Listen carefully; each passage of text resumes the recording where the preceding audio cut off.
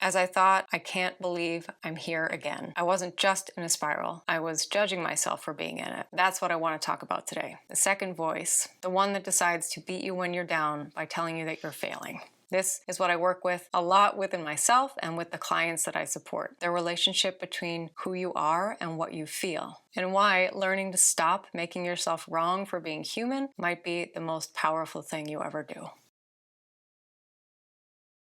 Just the other day, I caught myself in that spiral. But this time, I had a moment of quiet recognition. These thoughts do not have my best interest at heart. It's not the time for fixing or figuring anything out. I just need to be with it and know that I'm okay. That might sound really simple, but a lot of us are walking around with this unconscious belief that something's wrong. When you can accept where you are without collapsing it into your identity, you get space. Space between the feeling and who you are. And that space is where everything starts to shift. Radical acceptance is not resignation. It's just saying, this is what is here right now, and I'm not going to make myself wrong for feeling it. That's why I believe most of our suffering doesn't come from the feeling itself. It comes from the war that we wage against it. A lot of us have complicated relationships with our emotions. I talk about this in my video on emotional processing. When we judge our feelings, numb them, or try to override them, we cut ourselves off from being able to feel. And this is what gets us in trouble. When my dog died, the grief was beyond anything I could have prepared myself for. And I let myself have that for a while. But after a few months, I started judging myself, saying some people have lost their children, some people have lost their parents, their siblings. I should be over this by now. What happened was I would lose it over something ridiculously small. It took having that little outburst to realize I'm still in grief. I still miss him. I still miss him talking about it now. And then I would cry and I would feel better. But me judging myself or trying to suppress that emotion ultimately slowed the whole process down. Irritation was my system trying to get my attention. I needed to further metabolize my grief. And I had to be willing to stop fighting it enough to allow myself to feel it and let it move through me. And that's what emotions will do when you let them. They show you what still matters, where you're still wounded. They show you a lot about what you need and what you desire. They're usually revealing something really simple. I'm scared, I care, I want something, and I'm afraid I'm not going to get it. And that's it. You don't have to do anything about it. You just have to let yourself feel it. And this part's important. You have to let yourself feel it through your body. And the more honest you can be about what you need, the more power you have to get those needs met in a real way. Because here's the other thing that happens when you don't allow yourself to feel. You outsource. The desire doesn't just go away because you're not aware of it. You still feel the pull, and you start unconsciously reaching for things outside of you in order to fill it. You look for reassurance from someone who's not able to give it. You doom scroll, or you stay busy. You keep yourself in motion so you don't have to feel it. You seek control to be safe. You seek distraction to be at peace. And it works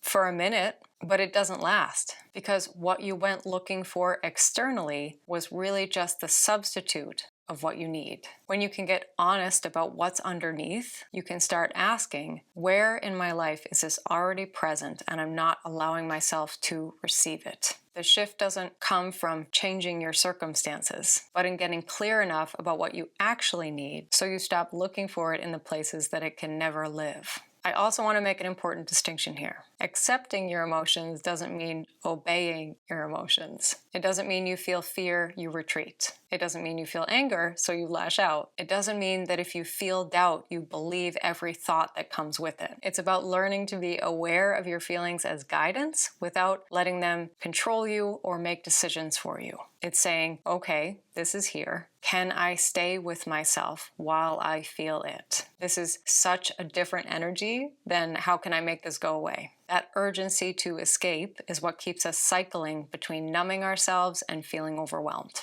When we push our feelings down, the pressure just keeps mounting inside until we feel like we can't take it anymore. Then we may do something we regret and decide our feelings are dangerous, and that cycle keeps perpetuating. The more I try to stop making my feelings disappear, the more I allow them to just move through me. They lose their charge. They don't have the same grip.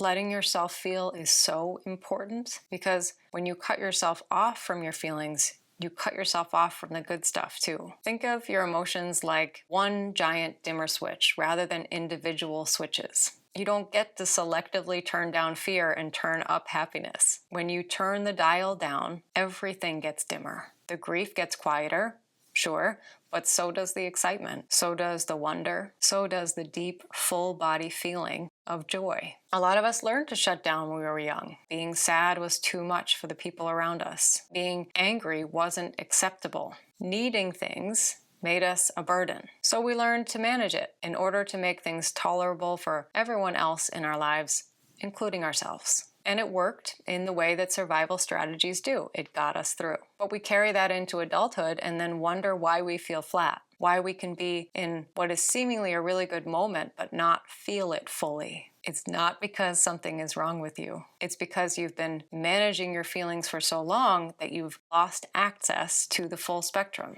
The practice of allowing the hard feelings, sitting with the grief, getting honest about the fear, letting the anger move through you instead of swallowing it. On the other side of that willingness is the full spectrum of the things that you really want to feel. It's what lets love actually feel like love. It's what lets a good day actually land. It's what lets you fully be in the moments that you've been working so hard to create. And I know I say this all the time, but you don't have to go looking for these hard feelings or excavating your past. Just when feelings show up, which they will, know that letting them move through you is the most generous thing you can do for yourself and honestly the others around you too. So what often hurts us the most is not the original emotion, it's the resistance to it, the judgment, the panic, it's the reaction, it's the belief that this should not be happening. For me, resistance feels like this constant sense of bracing, like something's wrong and I need to prepare for impact.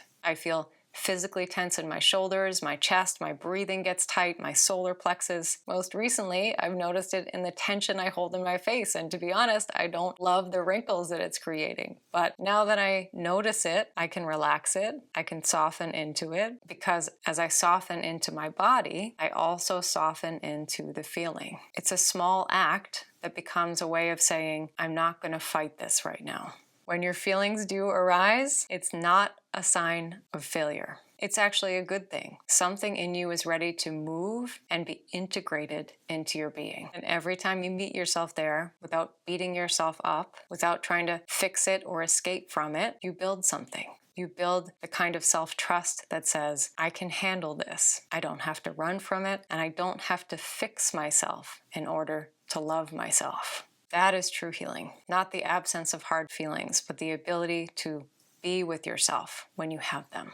Because if I'm pretending I'm fine or trying to leap over the actual experience, I'm disconnected from the place that healing begins, the feeling within the body. So if you've been feeling a lot lately, which many of us have, I just want to remind you, you are not broken because you feel deeply. You are not failing because something old is coming up. And you're not any less whole because you're having a hard moment. Meet yourself where you are, listen, be honest, and accept what you have. From there, you can choose something different. Your body will thank you for it. It will start to release the habit of holding tension, and you'll begin to build something that lasts, real trust in yourself, instead of abandoning yourself every time you feel something you feel you shouldn't be feeling. If this resonated, please let me know in the comments what made sense to you. And if you want to go deeper, you can find out more about my one-on-one sessions on my website. My name is Courtney.